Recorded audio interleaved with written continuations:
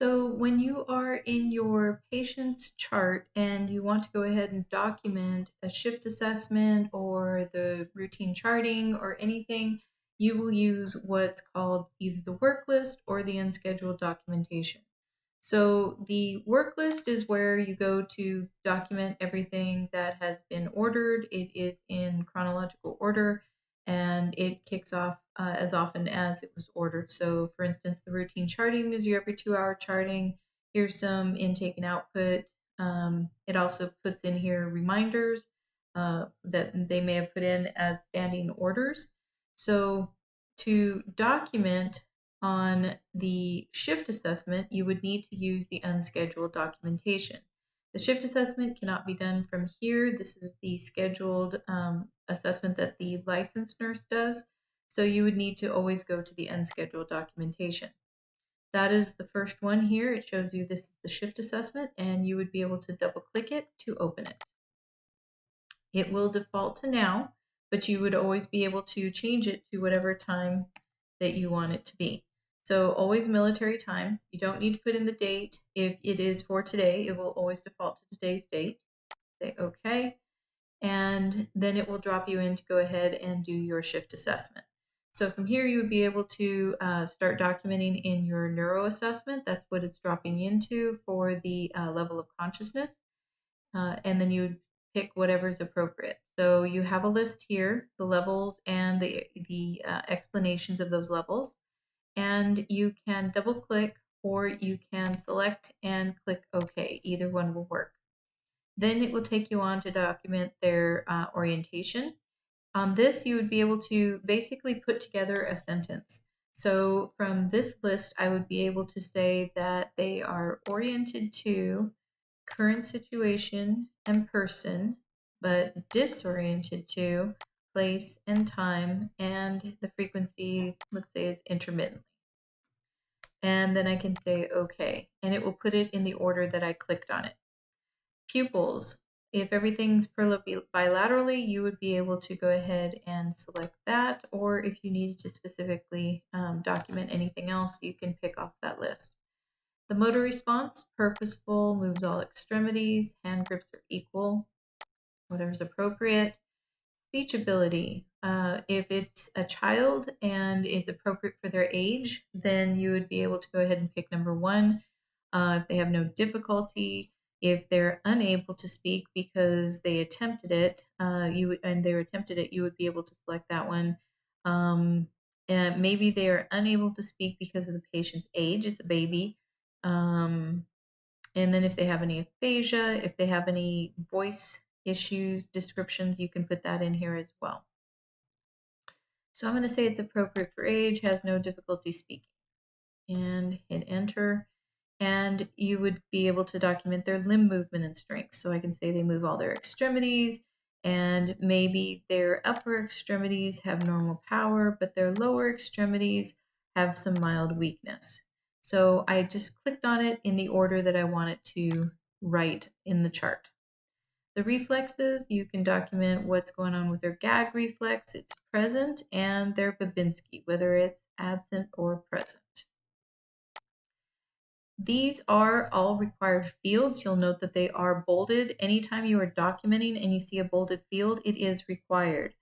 You also have access to document the Glasgow Coma Scale, but it is not required, and it will not drop you into that particular field because we don't always document that on the patient. Every system assessment we cover always has its own comment field, so if there's something you want to add in free text that was not covered in the other fields, you would be able to click into the comment and be able to document anything free text that you want. So there is more to the shift assessment, obviously, but this is the first item, and you would be able to go to the bottom right corner and say next screen.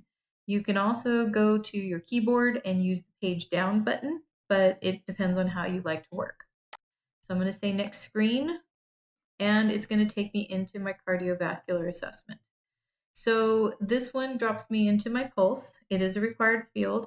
If I wasn't sure or I can't remember what the pulse was, I can go to the vital signs trend and be able to see what the last patient's pulse was. and then enter it there. So I can put in whatever it was, hit enter. The blood pressure is not required, but if your patient does have issues with the blood pressure, you might want to put that in just as a matter of showing that you did view it. The chest pain field will also let you document their chest pain. You can also click on no chest pain if the patient does not have it. This will then exit you out of this particular field and allow you to show the documentation of saying they have no chest pain. So it moved me on to my jugular vein distension or description. So here we have none, slight, and marked. And if you have a specific location, you can document that, and also where the head of bed is, if it's flat or raised, specific number of degrees. So I'm going to say they don't have any distension, and it will drop you into heart sounds. Now you'll notice that the heart sounds are not bolded. So for the earlier semesters that have not covered heart sounds yet, you would not be required to put this in. If you are already checked off on this particular type of field to be able to assess it, you will be able to document that here, but you notice that it is not required. So I can go ahead and just hit enter to go past it. Then I can go into the circulation check to be able to document if they have any abnormalities, and also if they're cold to the touch, warm to the touch, their capillary refill is here, sensation, etc. And you can click on as many items on here as you want. Again, it will put it in a sentence in whatever order you select. If the patient's wearing mittens because they are constantly scratching or pulling on things and they are using it to keep them from doing that, then you would be able to document that particular circulation check. Peripheral edema. If they have any peripheral edema, the upper extremities, lower extremities, you can do right, left, bilateral. If it is lower, you have above the knee, ankle, below the knee, etc. And then +1, +2, +3. Or if they don't have any, you can document that as well. If they are on a monitor, you can say yes or no. If they are in DOU or ICU, they will definitely be on a monitor. But if they are using a tele unit, you would be able to also document yes. Once you do that, then it will ask you what is the patient's cardiac rhythm. They have to be monitored in order to be able to know this, and you would then call the ICU to find out what's going on with their rhythm. So then you would be able to document what's going on there. Pacemaker, it's basically yes or no. If you say yes, it will ask you to document more about it and describe it. If you say no, it lets you just say no and move on. Again, you do have a comment section and you will be able to free text anything. Also, the pacemaker field is a patient historic field, meaning that any previously documented entry will come forward into all future assessments. So unless the patient had a pacemaker placed while they were here, you would be able to change it. But for this one, if it says they do not have a pacemaker, the next person will also see this particular answer, and they won't need to go into it and enter it over and over and over again. So if you're in the middle of your assessment and you need to save it and come back to finish it, you can. All you have to do is click on the keep button. There is a keep button down here in the bottom right-hand corner. This will jump you to go ahead and save this as partial and come back and finish it at a later time. If you forget about the keep button, if you just hit enter until it gets you all the way back, it'll do that as well. But I'm going to go ahead and hit the keep, and you will get your accept as partial. You'll notice that I have completed the first two items, and therefore the right-hand side is empty in that column, but I still have more to complete. It is no data or incomplete. So I'm going to go ahead and say accept as partial. And I can go ahead and now if I have to walk away, I can go ahead and log off of the computer. You have to save as partial or it will not save what you are doing. It's not like Google Docs where it will save as you go. So if you need to walk away from the computer, you will have 5 minutes before it will kick you off. And if you have not saved your information, you will lose it. So once I'm done, I can go ahead and say log off. And then when I come back,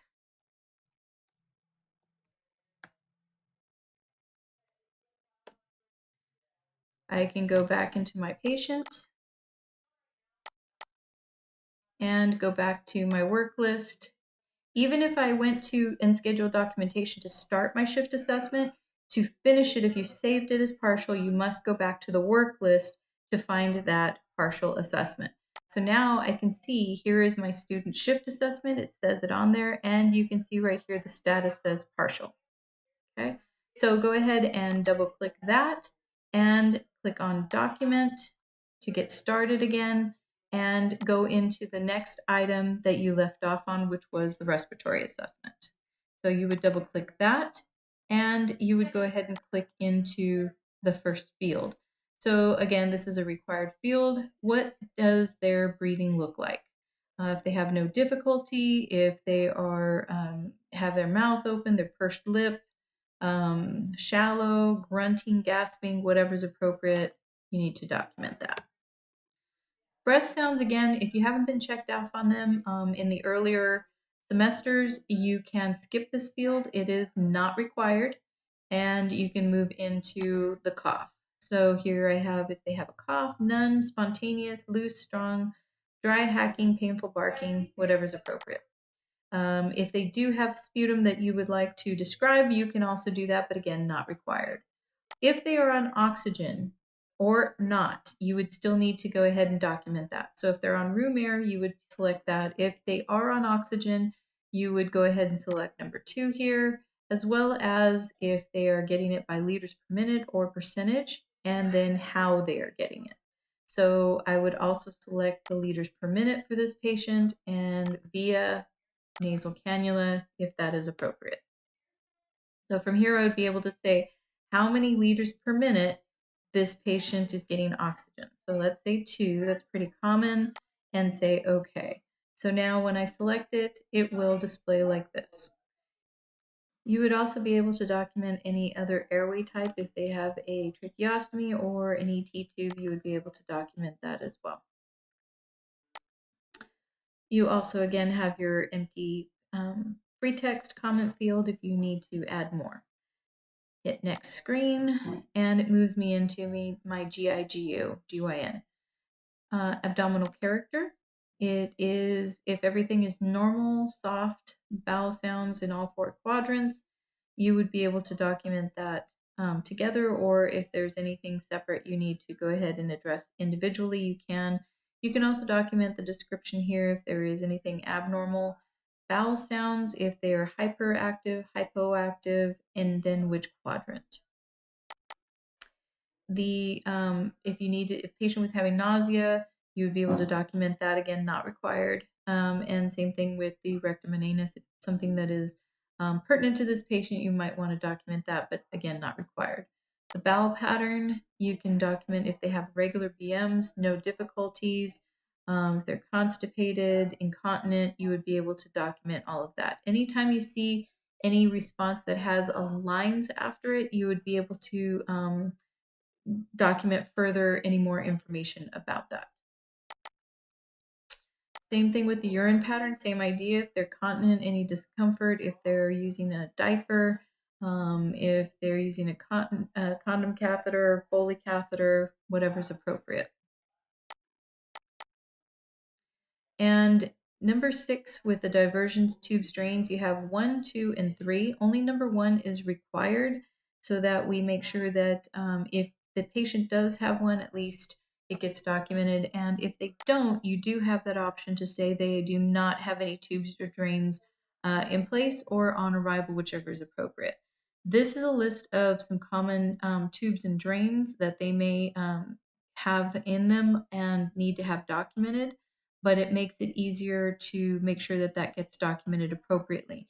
If you say that the patient has a JP drain, for instance, you say, okay, this is a visit historic field, so we'll continuously bring it forward to the next person documenting the shift assessment.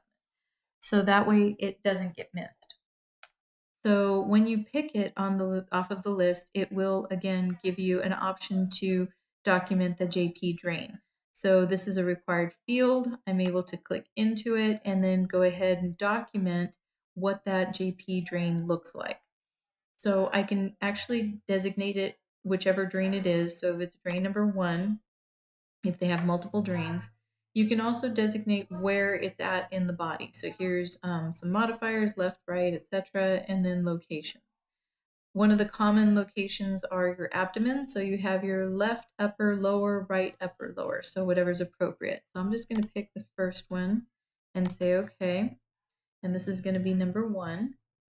And it's going to ask, enter the JP drainage amount in mLs or select the amount option. So if you can't measure what's in the JP drain, what's in the bulb, you can put in that it is scant or small. If you can actually pour it out and measure it, then please make sure that you do put how many mLs the patient has. So let's say you are able to drain it and it's got 15 mLs, and I'm going to say okay. Just put 15, you don't have to put the mLs. Then it's going to ask you for a description of the drainage. So now I'm going to go ahead and say, well, it was burgundy and it had some mucus in it and it was cloudy and it was odorless. And say okay. Now I'm going to document the description of the site. It's healthy pink, it is tender, and it is warm to the touch.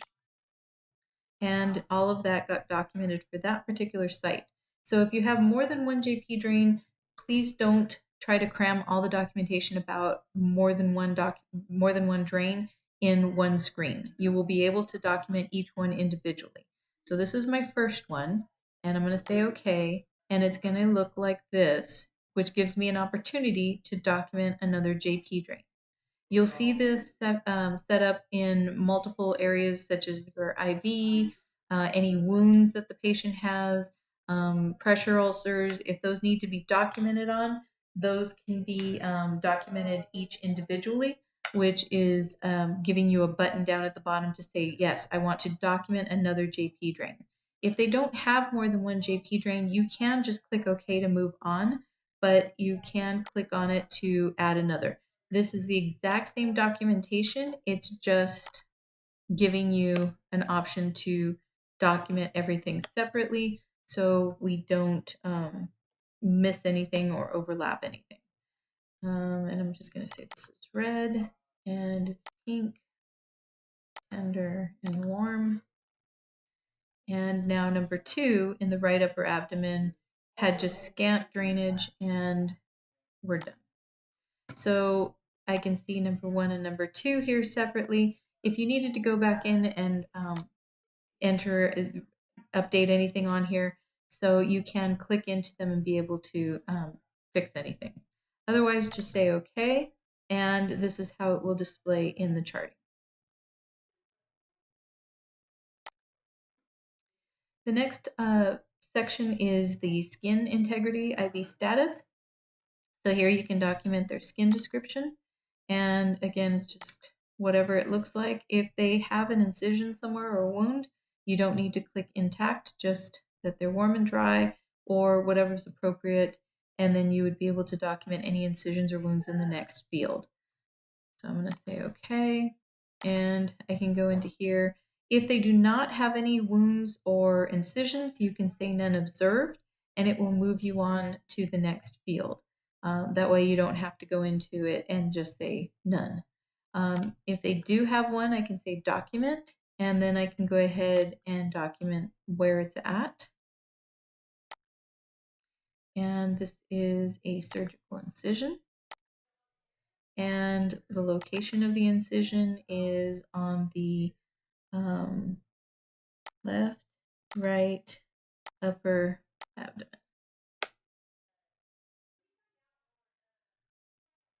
And then say okay. If they had more, you could put in each one. And then I have bruises, none, masses, nope, lesions, rashes, any rashes anywhere on the body, burns, same thing, nope. And then you can document anything about their oral cavity, clean and intact, moist intact for their mucous membranes, and the Braden scale. So the Braden scale you can go pretty quickly through. All you have to do is double click the option. What this is going to do is it's going to ask you for what's going on with different parts of the patient. So for the sensory perception, do they have any impairment? Do they have any sensory issues? And the higher the number, which is 1 through 4, the better that they are. So if they are completely limited, they would be a 1. What this is going to do is it's going to assign a value to these responses, and the higher the number, the more likely they are not to get skin breakdown. So if I go ahead and say, no, they don't have any impairment, I'm going to double click this. This is the fastest way to get through this. And it'll move me to the next option, which is the moisture. So are they rarely moist, meaning they have day linen change at routine intervals, or occasionally moist, or very moist, or constantly moist? Maybe they're sweating a lot, or if they have urine that they're constantly in like a diaper, you would be able to document that. So I'm going to say they're rarely moist. Same thing with activity. Are they walking or are they bedfast? What's going on with that patient? Mobility, are they able to move themselves in bed, or are they pretty much staying in one position throughout their time in the hospital? So I'm going to say there's no limitations. How's their nutrition? Are they eating pretty well, or are they not eating very well at all? And it tells you here in percentages how much of their meals that they eat. Less than 50%, greater than 50%, etc. And then is there any problem with friction or shear? Are they sliding up and down in the bed and possibly getting skin tears that could create more problems? Whatever's appropriate. And again, you get a total score here automatically, and it will automatically tell you what the risk level falls into. So if it's greater than 16, they are no risk. So I can say okay, and I can go into my IV site. And if they don't have an IV present, you can document that. Or if they do, just click on it.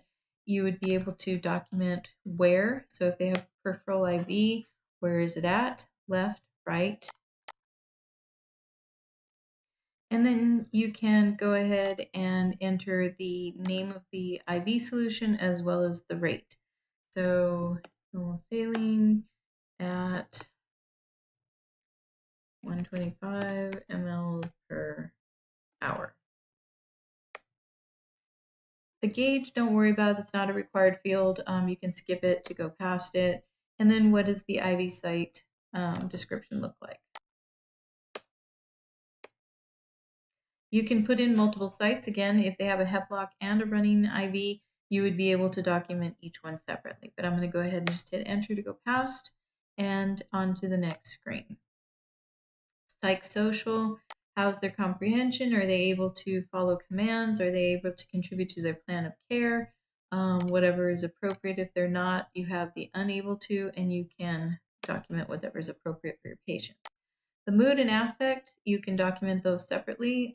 So if the patient is calm and attentive, pleasant, and their affect is appropriate to content, say OK, and it all appears there.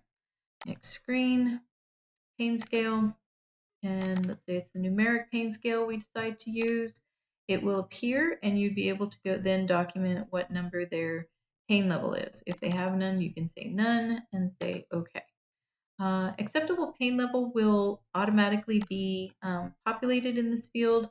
I haven't done an admission assessment on this patient, so it is showing up as empty, but it is visit historic, so it will bring forward from the patient once an admission assessment has been done. So you won't need to answer this particular question. The last thing that I need to do is the fall risk. You'll notice as I've been going through here, these have been emptying out. So these are all blank except for my last one. If you are left with this whenever you think you're done, you will need to go back into that particular section and finish whatever was required and not filled out, because it will not save as complete until you do. So I'm going to go ahead and go into the fall risk, and this works the same as the Braden scale, where you're able to go ahead and put in responses to the questions. Do they have a history of falling, secondary diagnosis, etc.? And it will give you a total score at the bottom. So I'm going to go into the history of falling. Do they have a history of falling in the last 3 months? no is 0 points, and yes is 25 points. So you can, if it's been documented on before, which it probably has been, you would be able to also see up here at the top this fall history, what somebody else documented previous to you. So if you are not sure, you can always take a look at what they previously documented. So I'm going to say no, they have not fallen. And do they have a secondary diagnosis? Yes or no? And for that, you can always click on the name and go back to see how many diagnoses the patient has, or you can use the problem list. And then pop back. So I'm going to say no. Do they use an ambulatory aid? No, or if they are on bed rest or nurse assisted, they get 0 points. If they use a crutches, cane, or walker, they get 15 points. If they are holding on to furniture, they get even more points. So the higher the number, the more at risk they are for falling. So I'm going to say this patient uses nothing. And do they have an IV or a HEPLOC? Yes is usually going to be your answer, but you do have the option at the time, if they don't have one at that time, to say no. How's their gait? Is it normal? If they're on bed rest or in a wheelchair, you've got 0 points. Weak or impaired, it just goes up from there. I'm going to say it's weak. And how's their mental status? Are they oriented to their own ability, or do they forget their limitations and try to crawl out of bed when they shouldn't be? So I'm going to say they're oriented, and it tells me that this is a low risk. So this will give you an option to go ahead and document low risk interventions. I can go ahead and click into that field and then document, did you educate the patient or family about the use of side rails? Maybe they're taking medications that make them dizzy, susceptible to falls. If you educated the family instead, you can document that, whatever's appropriate. So, did you receive report from the previous shift? Now, none of these fields are required. So if you did not receive report because you were here, but you just didn't get it, you can say no. But let's say you came in at 11 o'clock, obviously you wouldn't have gotten report from the previous shift. So I can actually skip that one if it's not appropriate. So does the patient have a yellow armband on? The yellow armband designates a patient as being a fall risk. So hopefully he does, because he should, if he is a fall risk. And do they have a fall precaution sign over the bed? Yes or no? Are the side rails up? Are the call bell in reach? Is the bed in the lowest position? Has the staff assisted with ambulation? Depends on the patient, so you'll need to figure that out. And is the light on at night? Now, if you're in day shift, obviously you don't know this question, so I'm going to go ahead and just skip it. Okay, so click OK, and it fills out everything for me. I say OK one more time, and you'll notice I no longer have anything on the right-hand side that will stop me from saving this as final. So I can go ahead and click OK, and I now get an accept. Once I've accepted that as final, it pops me back into my work list. And if I look at the student shift assessment, it does say unverified. And I can go back in and make any edits that I need to before the instructor has gone ahead and signed it off. Once she signs it off, this will fall off of my list. So if I go in to make any changes, I would go ahead and just double click it. And you do get a document button here. So I can document and then go into whatever field that I want to. The other thing you can do is if you put this on the wrong patient, you would still open it up after you completed it, or even if you're partially completed, that's fine, you realize it's the wrong patient. The cancel button will actually cancel this particular event off of the patient's chart. You can still see it, but if you open it, it will say that it was canceled, and you would be able to put a reason of wrong patient. So you'd also be able to document any routine charting, which is your every 2-hour charting. So I'm going to go ahead and double click it, say document, and time it for whatever time it's supposed to be for. And then I can go ahead and document whatever I want. This will allow me to pick, again, in whatever order, it will put this in a sentence. And you can also enter free text. So whenever you see it says or enter free text, you would be able to enter anything you want. So you can either use what we've given you. A lot of the stuff has to do with safety, visitors, items such as hearing aids and glasses to kind of remind you to document that. Also, what they're doing at that time. But you can also just start typing if you want to put in your own entry. Okay, so I'm going to say the patient is awake in a chair, and the limb was changed, and the bed rails are up ×2, and I think that's good. So we're going to say okay, and then I want to go ahead and document their pain level. I'm going to use the numeric scale, and they have no pain at this time. And since I have no pain, you'll notice the location pops up, but it is not required, so I can hit enter. And same thing with description. And hit enter until I get down to the next field, which is your focus assessment. This is meant to be a free text entry based on what is going on with the patients, why they're here. So if the patient comes in and they have chest pain, I may put in a quick note that says patient states he has no chest pain at this time. And I can hit enter. And then I can again document my IV site, what it looks like, make sure it's not infiltrating, where's the site, and what is running. Normal saline at 125 mLs per hour, and enter. And there is no redness or edema, no discomfort.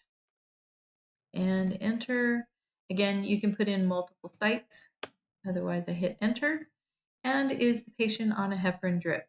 If you say no, that's pretty much it. If you say yes, you will need to put in what the current rate is as well as the time of the last rate change. So I'm going to say no to this. And I'm pretty much done, so I can go ahead and say accept. Okay. So another thing that you will want to know how to put in is your intake and output. We do put in the intake and output on your work list at 6 a.m. and 6 p.m., but you also have it as well in your unscheduled documentation. So right here, you would be able to go into INOs right here and document the same thing that is actually out here. So I'm going to go ahead and document this, and we'll do it for 0800, let's say. And I can go ahead and document if they if I want to put in their IV fluid intake, I can just say document. Or if I don't need to put that in at this time, or even IV piggybacks, I can say not applicable. And it'll move me on. I say okay. And then it will allow me to go into different sections. So here, you can pick whichever one you want. This is your oral intake, your output for urine, stool, emesis, drainage, or blood. If you have tube output or drains dialysis, you would be able to document those in their own fields. If you document your, in the shift assessment, what the output was, like we did for the JP drain, you do not need to come into the intake and output and put it in here again. So when we documented that, if I go to the INO display, you can see that it documented it for you through that documentation screen. You do not need to go and repeat it in the I's and O's. It automatically comes over. Okay, so close that. I'm going to go back to my documentation, and I can document my oral intake, and I would be able to put in whatever's appropriate. I don't need to put the mLs, that's automatically in there for me. And then I can go ahead and put in whatever they drank.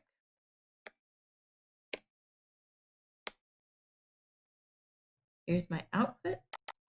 And I would be able to document the urine output separately by different types. So here I have like Foley output, if it straight catheter, if it was a diaper, if they had emesis, different types of stools, EBL, incision, wound drainage, you can document that all separately. So if I say that the patient has a Foley and I want to document that one, I can click on it, say document, and put in however much I emptied from the Foley. And then I can also describe it.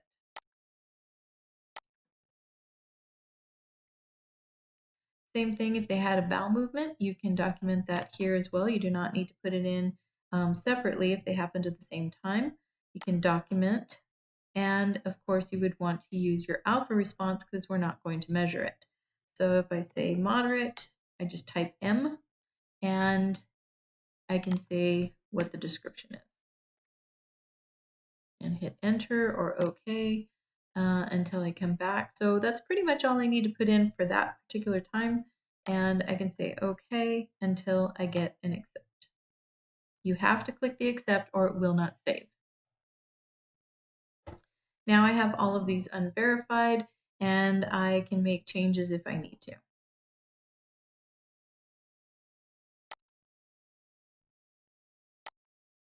So let's close these. And once you have had those signed off by the instructor, they will disappear off of the work list. They will no longer appear. You can notice that the unverifieds have gone away. If you do need to edit them even after they have been signed off, you can do that. You have to go to the bottom right corner and click the expand button. When you click expand, it shows you all of the completed as well as scheduled events on the screen.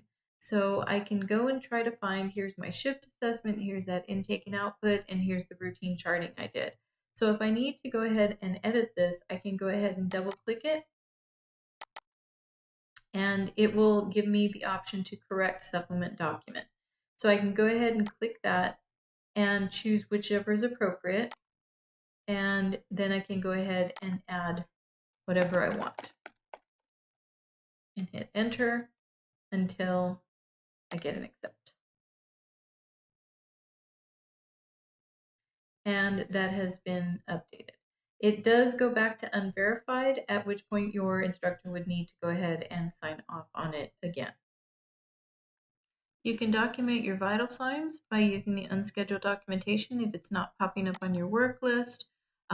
They do show up as often as they are ordered, but if they are not, you can go ahead and go to the unscheduled, and number 21 gives you a full set of vital signs. You do have individuals here, but I'm going to go ahead and double click vital signs now and be able to put in whatever is appropriate. You can put in the method. Here's my pulse, description, respirations, again, description on there, and the blood pressure, you would want to go ahead and put with the slash and where you took the blood pressure. O2 stat, don't need to put in a percent, just the number, and whether or not they are on O2 or room air.